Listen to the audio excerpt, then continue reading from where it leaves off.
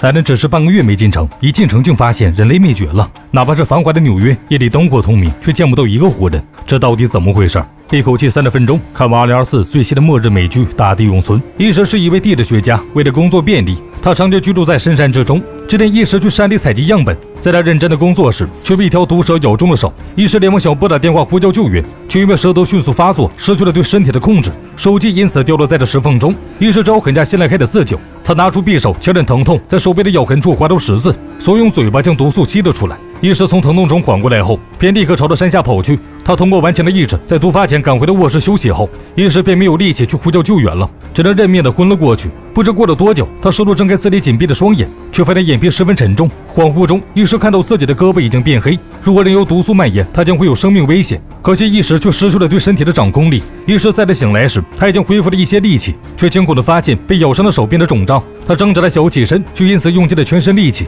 再次陷入昏迷。夜里，医师隐约听见门口有人说话，对方发现他似乎病入膏肓，竟然直接转身离开了。医师想要张口求助，他却无法发出任何声音，直到目送着人们远去。第二天一早，医师被一阵巨大的轰鸣声吵醒，他转头望向窗外，似乎看到一架飞机快速飞过。医师试着再次起身，却努力了半天都没爬起来。直到深夜，医师终于恢复了一些力气，他连忙爬到柜子旁，喝过了一瓶水后，便再次沉睡了过去。夜里，妈妈打了最后一通电话，可惜医师并未接到。等到医师再次睁开眼后，他发现自己已经恢复了全部的力气，于是便查看了伤口，却惊喜地发现胳膊已经消肿了，看样子是放血起了作用。医师填饱了肚子后，便准备去买点物资。他走到车子旁，却发现上面已经布满了灰尘，显然医师已经昏迷了许久。他抵达了小镇的超市门口时，却目睹了诡异的一幕：不远处躺着一个警察，他的尸体已经散发出了恶臭味，吸引的苍蝇大军显然已经是死去多时。平日里客源不断的超市，如今也安静的可怕。医师疑惑地扫了四周，却发现到处都躺着尸体。他们还保持了生前的动作，有的正准备开车，有的则倒在了购物车旁。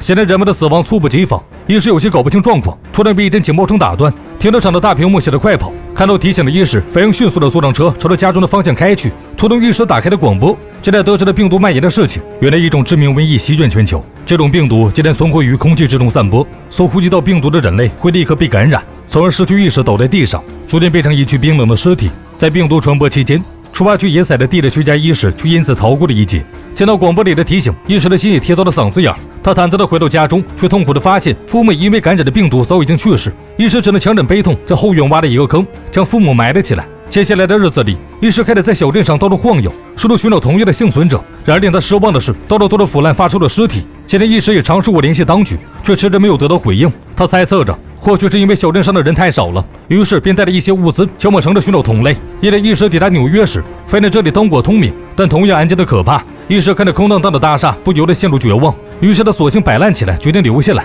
享受一下大城市的生活。医师一人饮酒醉时，一男一女的出现令他如梦初醒。金姐自来熟的索要了一杯酒恭饮。作为同样免疫病毒的人类，他们也很快热络地攀谈了起来。金姐旁边的男人名叫米尔顿，两人本来互不认识，只是同时来这里出差的，如今却只能相依为命。得了一时昏迷的3个星期错过了重要的新闻，米尔顿便好心地将录下来的音频播放给他听。这种流传的病毒不仅传染性强，且没有对应的疫苗可以治疗。新闻的画面中死伤一片，简直是世界末日。美国是第一个发现病毒的，但是他们将此消息告知全世界时，现有的医学水平仍旧没有对策。只用了半个月的时间，病毒快速扩散到了全世界，越来越多的人们失去性命。金姐和米尔顿又有些搞不清状况，他们只看到亲朋好友们在自己面前痛苦的死去，金姐险些因此崩溃。好在有米尔顿在一旁陪着他，金姐这才坚持了下来。一直此时和他们同为天涯沦落人，于是直接痛快地喝了一场。醉酒后的他真的倒在了电梯口睡着了。第二天，医师找到金姐，讨论起了其他幸存者的存在。医师认为世界上肯定不止他们3个还活着，但是金姐却选择故地自封，她无法接受到处都是尸体的悲惨场面。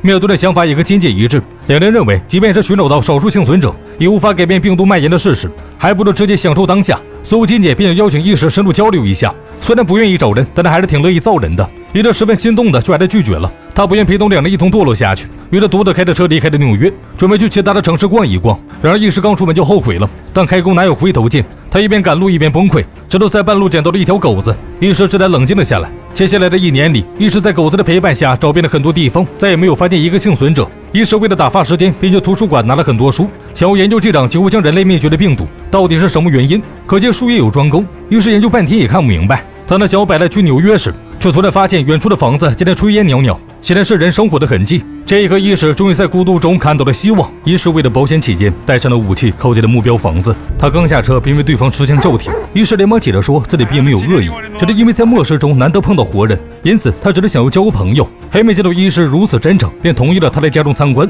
并热情地招待了对方。当世界上只剩下的一男一女时，没得选的两人自然而然地被彼此吸引。他们感受到了双方眼中的寂寞。一夜过后，黑妹便同意了和医师一同去他的家中生活。医师重燃了回家去的希望，接着割断了用来自尽的绳子。黑妹很快适应了这栋豪宅，她窃窃地发现家中的食材有被老鼠啃食的痕迹，便提议将被污染的食材扔掉。随后两人便一同去超市进行零元购，两人装满了2大购物车后才离开，却忽视了正在货架上乱窜的老鼠。毕竟这里尸体都随处可见，老鼠的存在也将会让他们迎接新的一轮挑战。黑妹回到家中，便为两人做了一顿饭。医师吃着熟悉的味道，不由得感到十分幸福。两人谈起了世界末日。医师身为一名生物学家，他并不认为是一场浩劫。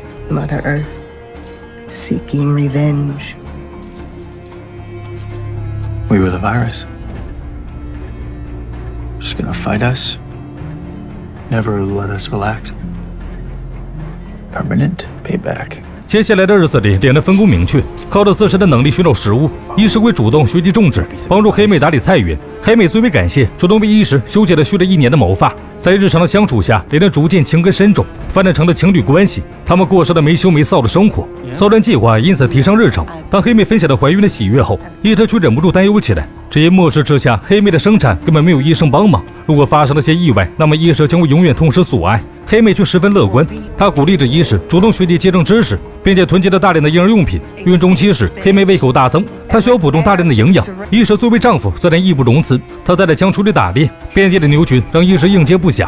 最终，他锁定了一只爱吃草的牛，将它射杀后，医师开始按照解剖书割开牛的肚子，强忍着呕吐的冲动，将它的内脏进行了清理。回到家中，黑妹对丈夫的勇猛行为赞赏有加，十分受用的医师为了改善生活，立刻去将自己研制的太阳能电池板安装在了房顶上。通电的那一刻，夫妻俩因此解锁了更多夜生活。但是艾玛却发现了一个隐患，她将鞋盒中的死老鼠给医师过目，并讲出了其中的利害关系。老鼠与蟑螂一样，只要家中出现了一只，那也就意味着家里到处都是了。可现实中更加恐怖，夜里的大街上，成群结队的老鼠竟然四处乱窜。接下来不时快速地将被老鼠污染过的食物丢进了篝火中销毁。艾玛则不断地持枪射杀老鼠，但仍旧源源不断的鼠群朝着家中涌入。夫妻俩见状，立刻决定撤退。他们躲进了房间后，医师快速地用胶带封堵住了缝隙。艾玛则将马桶中倒进了强酸。接下来两人便安心地躲在了房子里，等待鼠潮散去。突然一阵犬吠声传来，这时他们才发现狗子锁到了外面。医师情急之下，只好迅速打开了房门，将狗子拉了进来后，便立刻关上了。老鼠大军现在疯狂地涌了进来，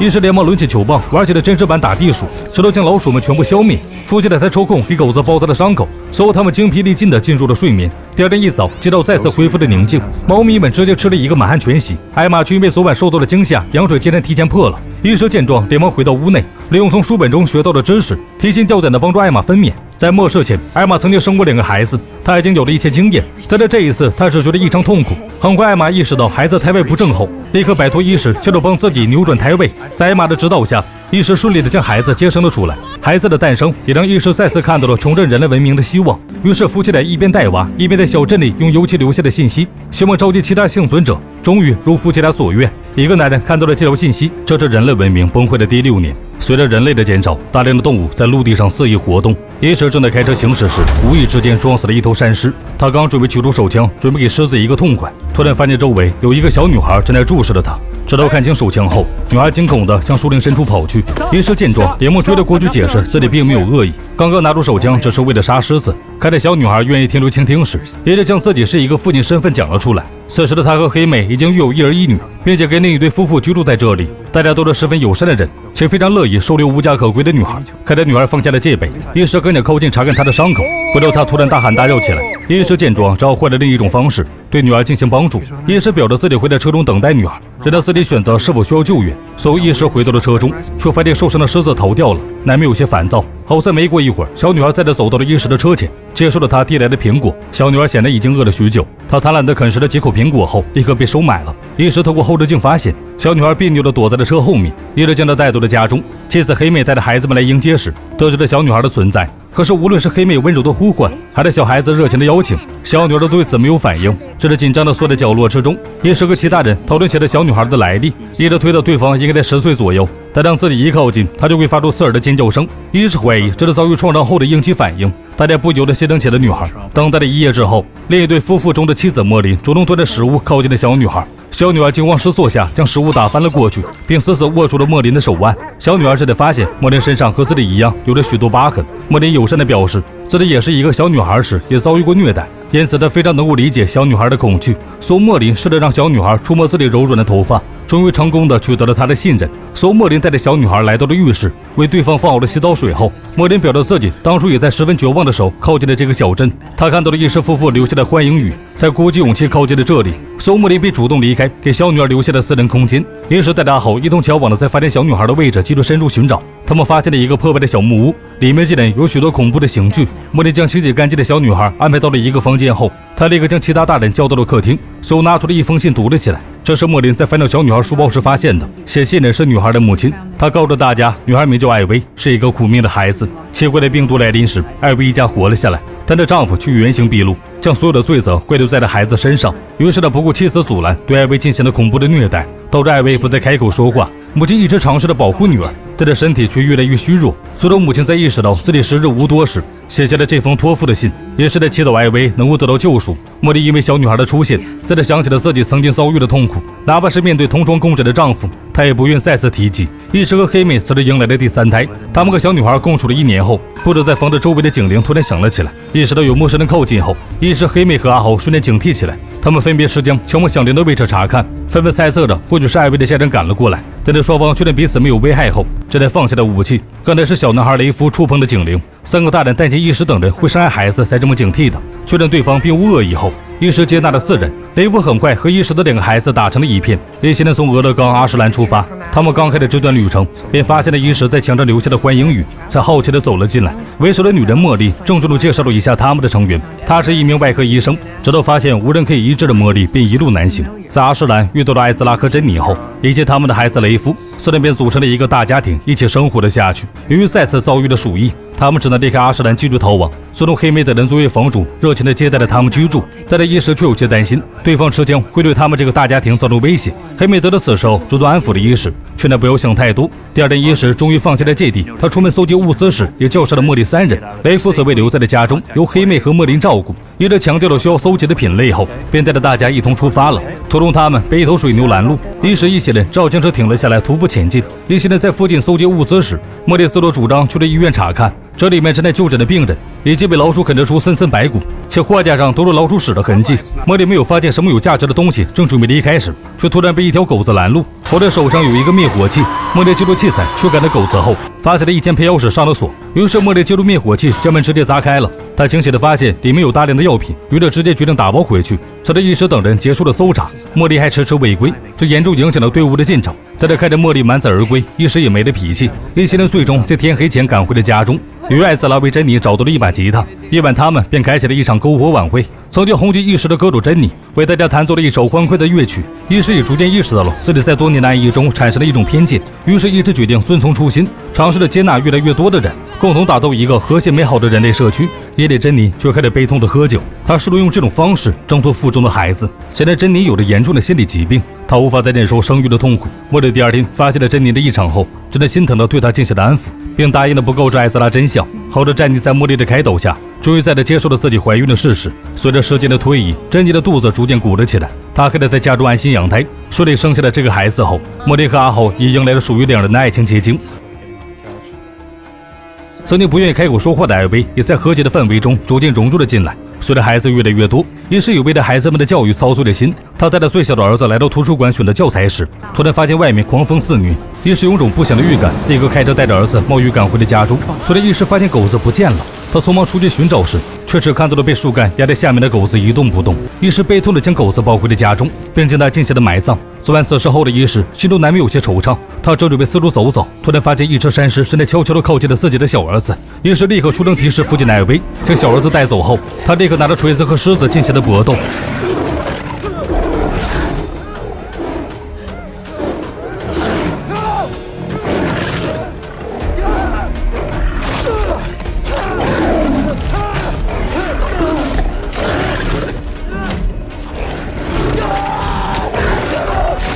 但终究是力量悬殊，一时被狮子顶晕了过去。艾薇此时发现自己的恩人竟然被狮子拖走，情急之下，他大声呼喊起了救命。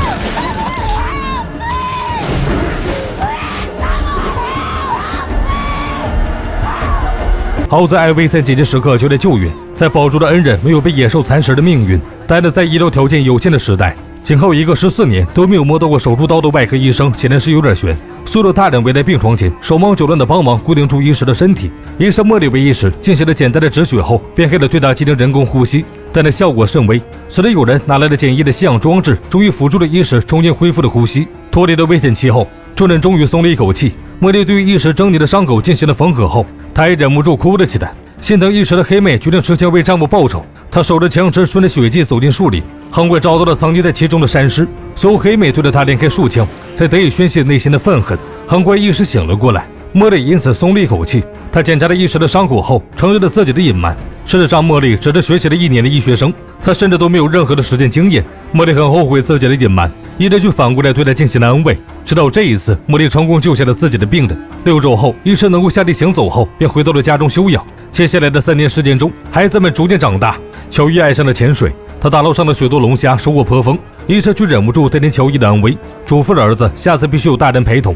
他却忽视了孩子们都已经长大的事实。医师的女儿希瑟和青梅竹马雷夫在一同探索一间废弃的房子时，已经难掩对彼此的爱意。心意相同的两人决定一同去探索外面的世界。医师得知女儿离去的消息，一时间难以接受，他难以忍受这种离别，最终却被黑妹说服。如今他们逐渐苍老，一心想着安定的生活，未来是属于孩子们的，因此医师只能忍痛放手，让2个小年轻去探索属于他们的未来。第二天，家人们不舍得送别了2人，还没特意给了希瑟一把猎枪防身。医师告别了孩子，以为他们的余生会平静地度过时，家中的供水就出现了问题。艾薇打水时，却发现水管突然断流，他用力拧动阀门，却不能直接将阀门拧断。即便如此，还是没有水流。于是医师等人前往供水的接站查看，才发现水管已经在日积月累的腐蚀下破了一个大洞。正当众人感到束手无策时，乔伊突然指着上方赶来的车队，兴奋地表示他们来了一些帮手。时隔多年，医师再次看到一群陌生人时，心中就充满了防备。由于不清楚对方是敌是友，他快速地开车回家进行了预警。内核稳定的黑妹去劝医师冷静下来，这或许是一件好事，但是医师却认为防人之心不可无。在车队抵达时，医师隔着紧闭的大门，持枪和陌生的团队对峙。为首的查理拿出仅剩的一壶水，试图缓解紧张氛围。医生喝过水后，终于肯放下戒备和对方聊天。查理表示自己已经察觉到了干旱的来临，于是前来勘探的水库，却发现情况不容乐观。好在他们带来了钻井技术，如果医师接纳了一行人，他们也将度过这段煎熬的日子。双方进行了介绍后，黑妹主动邀请新来的团队加入了他们的大家庭。医师大方地招待了一行人后，利用自己的专业知识告知了查理此地的地质情况。查理也很快有了对策，他决定带着冲击钻和一些设备进行钻井，预计在72小时内，大家便能获得淡水。医师也需要为行人提供食物和休息的地方，以及钻井需要用到的燃料。很快，双方达成了交易，查理的钻井工作便在医师的花园中展开了。在查理的邀请下，医师尝试了安装机器，却因为太过笨拙放弃了。随后，查理安慰医师术有专攻后，便带着他一同打猎。医师率先发现了一头鹿，说不定查理在背后先行开着枪，他的枪法又快又准，让医师意识到了危险。夜晚的篝火晚会上，查理和孩子们讨论起了自己的伤疤。See, scars are God's mouth. It's His way of keeping track of how much more punishment man deserves. How much more mercy. 这电话却唤醒了艾薇尘封的记忆，他死死地盯着查理。查理和女伴也察觉到了异常，他们之间似乎有暗潮涌动。夜里只留下了医师和查理守在篝火旁时，查理表达了对医师的喜欢。医师一直对查理有些防备，他不希望儿子和对方亲近，但儿子亚历克斯却有了自己的想法。他认为父亲一直偏爱弟弟乔伊，自己想做什么都会被拘束，所以亚历克斯便头也不回地离开了。黑妹察觉到父子之间的矛盾，主动询问的情况。医师是在表示自己对查理一行人充满了怀疑，查理甚至对自己表过白，黑妹却被医师认真的神情逗笑了。他甚至举例，其中医师也是这么抗拒莫莉等人的到来，但他最终还是莫莉救了他的性命。即便如此，医师还在固执地表示这次的不安比以往还要强烈。黑妹就不愿听下去了，郁闷的医师只好前往钻井旁观察。查理的团队加上了最后一个钻头后，众人都在紧张地观察着。好在这一次终于看到了希望，钻井带出了许多页岩碎片，页岩有非常多的孔，因此水可以从中渗透通过。即便如此，医师仍旧有些担忧。他心情复杂地看着大家载歌载舞的一幕，开始了对自己的反思。医师独自爬上了一座山，决定清理一下自己的思绪，却发现自己迷路了。夜晚查理出门抽烟时，遇到了独自发呆的珍妮。他毫不吝啬地分享了自己的香烟。原来查理也是珍妮的歌迷，说着分享起了私藏的酒，珍妮却拒绝了。他已经戒掉了酒精，查理却不死心地进行了邀约。直到有人走出门后，他才拉开了和珍妮的距离。此时黑美突然意识到医生很久没有回来了，他出于担心决定出门寻找时，医生却缓缓地走了进来。他和家人打了招呼后，连忙走到了壁炉旁取暖。黑妹却在此时十分愤怒，她不理解丈夫为什么要冒险。第二天钻点工作进城时，查理突然叫停了，随后一股浑浊的水从地下涌现，直到逐渐清澈的水源喷发而出。医师赶来时，便看到了这欢快的一幕，他也终于放下了心中的芥蒂，主动拍了拍查理的肩膀，表示他可以拿到自己想要的一切，甚至可以用水换汽油也可以。查理却表示自己比洗灵中更爱这个地方，因此他决定留下来。医师却心情复杂的转身离开了。医师看着一直以自己为中心的团队却在高呼着查理的名字时，他的心情十分复杂。导致其他人都认为医师可能是出于嫉妒，在出手针对查理。于是连医师也陷入了自我怀疑之中。然而夜晚发生的一件事却让医师意识到自己并没有冤枉对方。查理竟然强迫着艾薇发生了关系。艾薇一直边哭泣边默念的愚蠢，但他一时间都有些束手无策。莫林见状十分心疼地哭了起来。一直以来他都视艾薇为自己的女儿。 Charlie is a predator. He travels from place to place searching for new prey. And we have been wonderful, right? We stayed still, didn't make a fucking sound. You're right about him. There's a pleasure he takes on preying on the weak. 黑妹这才意识到自己太过圣母心了，一直误会了丈夫，以为他是阴谋论。珍妮想起来有些后怕，这里则差点落入圈套，于是他主动提出要将查理一行人赶走。但是大家又很清楚，驱赶是无法控制一个活人的行动的，除非建立一个监狱限制他的自由。但是这也破坏了家园的初衷。最终黑妹想到了一个亡羊补牢的计策，那便是杀掉查理。其中还有人抗议此事，但他一想到自己的孩子也有可能遭到查理的毒手后，大家只能默默地同意了此事。即便清楚有可能违背了初心，但是为了维护自己的利益，他们只能选择杀戮。计划展开后，医师叫醒了查理，拿着锤子和他进行理论。查理见状，只得拿出匕首，不能掩饰自己的粗鲁。他表示乱世都应先杀圣母，借此嘲讽的医师的畏手畏脚。到了医师要赶自己走后，查理却不以为然。 Only way I'll ever leave is with your wife. Say my eulogy in 50 years. The future. The last thing I hear before I disappear into the dark. 查理认为医师是一个弱者，注定是一个牺牲品，他也会替医师接管家人。查理颇有自信地表示，自己会给医师的2个儿子树立榜样。医师彻底被激怒，其他人也在此时走了出来。一时间查理被震慑住了，医师突然发起进攻，一锤的被将查理打得有些恍惚，他因此失去了反击的力气，医师却锋利一般砸向了查理的脑袋。直到被人拦住时，医师才意识到自己杀了人，他却因此陷入了无限的内疚之中。医师接触了查理攥出的水，清洗了他残留的血迹，一时间只觉得自己罪孽深重。夜深人静时，医师正在不停地搓洗，他无法过内心的那关。直到儿子被吵醒找了过来，医师这才恢复了冷静。查理的尸体被秘密处理后，但是他的团队去留问题还有待讨论。水莲是和查理最亲密的佩里，得到她的男朋友死后，就很快地接受了这个事实。佩里一直受胁迫陪在查理身边，因此对他是憎恨的。但是其他团队的成员却不好掌控，于是医师一行人等待查理的队员们聚集在花园中时，水莲将他们包围住了，并给出了一个选择：要么是停留在这里生活，要么就是离开。作为拥护查理的卷毛在死亡的威胁下，只能愤恨地开车离开了。亚历克斯一大早便寻找查理的身影，他却无法接受自己偶像死去的事实。开着皮卡离开的卷毛却而又返，他很快意识到自己无法一个人生存下去，便恳求着留下来。但是在查理伤害艾薇时，他就守在门口无动于衷。为了保护自己的家人，医师拒绝了接纳他。因为医师的果决，大家相安无事地度过了3年。乔伊则展现出了惊人的创造力，医师特意为了他的小发明打造了工作室。被冷落在一旁的亚历克斯却只能看着弟弟被这人簇拥。医师丝毫没有意识到这一点，还是尽情地夸赞了小儿子。夜里乔伊有些发烧，医师以为只是小感冒，还为了他吃了一些感冒药。回到夜里的医师痛苦地晕倒在了父母的卧室门口。医师连忙找到了茉莉，却发现他正在忙碌着照顾着一个病人。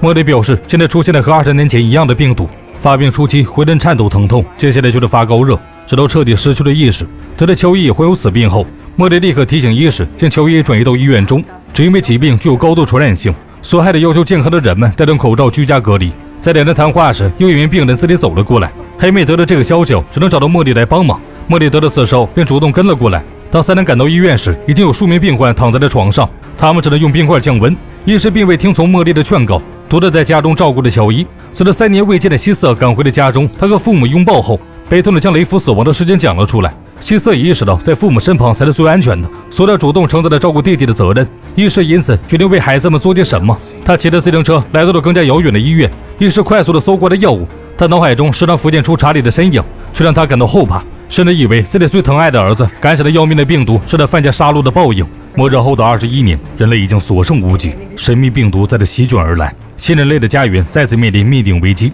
离家多年独自归来的海瑟含泪讲述了他一路的所见所闻。他本着和心爱的男孩雷夫一起出发，两人从6岁相识，彼此爱护，按照父亲的指示一路向北，途中他们从来没有见过其他人类，直到看见一片美丽的海湾才停了下来。两人幸福的生活在一起，已经忘记了天冷之前回家的约定。他们想要探索一下这个未知的世界，于是便继续前行。但那沿海的城市都一样光景，全部空无一物。曾经繁华的城市已经20年来无人踏足，仿佛被遗弃一般。海瑟和雷夫来到一个工厂时，发现墙上方写了一串数字，并用箭头指引着他们的方向。于是他们好奇的前行，在集中箱上发现了另一串数字。于是两人开始不断的按照指引，试图寻找同类的踪迹。但是无论两人前往何处，却都发现该地空无一人。寻找途中，两人找到了一个美丽的地方，锁定定居了下来。也在海瑟提议去觅食时，途中他惊喜地发现了一棵短叶紫杉树。海瑟曾听父亲提过，这种树是人类所知最具有疗愈性的树木，从开放的伤口到严重的咳嗽都能治愈。雷夫表着自己需要帮茉莉阿姨收集一下。海瑟连忙返回营地帮忙寻找工具，然而当海瑟重返回去，却没有见到雷夫的踪迹。他四处寻找时，发现一个蓬头垢面的男人正在直勾勾地盯着自己。海瑟感到十分恐惧，好在雷夫赶来时，男人已经离开了。然而当他们返回营地准备取武器时，男人再次出现，用匕首挟持住雷夫，要对海瑟交出全部食物。雷夫却不愿意受制，挣扎了起来，不料竟然被男人捅穿了腰子。海瑟见到心爱的人受了重伤，悲愤交加之际，直接将手中的武器投掷了出去，高砍到了男人的脖子上。见男人无力的倒下后，海瑟立刻去查看了雷夫的伤势，却发现已经无力回天。最终海瑟强忍悲痛埋葬了雷夫。他准备返回家乡时，却发现车子已坏了，无奈之下只能徒步走了回去。雷夫的父母得知了此事后，他们强忍悲痛安慰了海瑟。在这大家庭中，病毒蔓延，海瑟带来的杉树叶或许能够创造奇迹，但那弟弟乔伊的病情却在逐步的恶化。乔伊用了1天的时间，将从遥远地方搜集来的抗生素药物尽数带了回来，索便准备在自己的胳膊上试药。乔伊的病情却越来越严重，他已经发起了高烧。医师见状，连忙抱起儿子来到简易的医院中求助茉莉。茉莉见状也庆祝乔伊已经病入膏肓，但是他也无能为力，只得提议乔伊用冰块降温。乔伊第一次意识到了信仰的重要性，没有信仰的他也教识了平日里都会祷告的阿豪，陪自己一同来树林中帮助乔伊降温。人在绝望的时候，只能依靠着信仰的力量，让自己的心灵解脱。在乔伊浸泡在冰水之中时，敖虔诚地做了祷告。这一刻，医生只能将儿子的生死交给了命运。他原本以为这就是报应，却没想到自己曾经一个狠心的决定，竟然让海瑟痛失所爱。原来曾被医生驱逐离开的男人，因为缺乏独自生活的能力，只能一路流浪。他无意间提到一个金色的纹身，曾经查理的同伴立刻意识到凶手正在卷毛，对方却忍住了说出来的冲动。有些秘密只适合深埋于心底。白天的时候，乔伊终于清醒了过来，正当家人们以为他有治愈的希望时，却不料这的回光返照。杉树叶虽然有解百毒功效，但并不是每个人都能被治愈。一时失去了最疼爱的孩子，因此失去了所有的动力。他发狂地将欢迎其他幸存者加注的文字涂鸦，索还准备将收录知识的图书馆全部点燃，以免触景伤情。黑妹在此时现身，阻止了医师的疯狂行为。接下来的日子里，一直沉浸在悲痛中无法自拔。阿豪主动走了过来，奉劝他珍惜眼前人。医师这才意识到黑妹也承担着和自己同样的痛苦。他醒悟后主动找到了妻子，表达了自己的爱意。夫妻俩如今只能互相安慰着彼此。医师最终承担起了教导下一代的责任。他呼吁了孩子们和自然的和谐相处。医师终于接受了乔伊的离去。他帮忙收拾遗物时，突然发现儿子竟然在日记上画出了一个相互激战的设计图。乔伊认为所有的幸存者都应该联系在一起，他曾经就要用这个办法联系到在外游荡的海瑟。医师读完后，由衷地为乔伊的才华感到了自豪。他决定将儿子的遗愿完成，于是医师叫上了所有人，开始研发起了相互激战。他每一天都在充实地忙碌着，只觉得自己活了过来。所有收音机连上了大家自制的香油塔后，发出了久违的电流声。医师开始不断的调频，试图将自己的声音传达出去，试图联系了其他的幸存者们。黑妹见到重新恢复活力的丈夫，也感到十分欣慰。她邀请医师参加了一场别开生面的球赛。一个大家庭聚集在绿色的草坪上，用柠檬当作球，开启了他们的快乐时光。闲聊之余，孩子突然提起了一串数字，那是他曾在废墟中见到的。医生突然意识到，这或许可能是幸存者留下的信号，于是他快速的返回房间，输入了海瑟提供的号码。在医生的不懈坚持下，终于他们听到了回应。通过交流得知，对方的部落一共有77人，他们居住在距离不到100英里的地方。这次医师不再心存芥蒂，决定和另一批幸存者会合。30年后，白发苍苍的医师在建立新的家园中，将象征着权力的斧头递交给了海瑟的长子杰克，希望他代替自己带领着家人们继续和大自然和平相处下去。在众人的努力下，新家园得以建立，地球的生态同时也得到了恢复。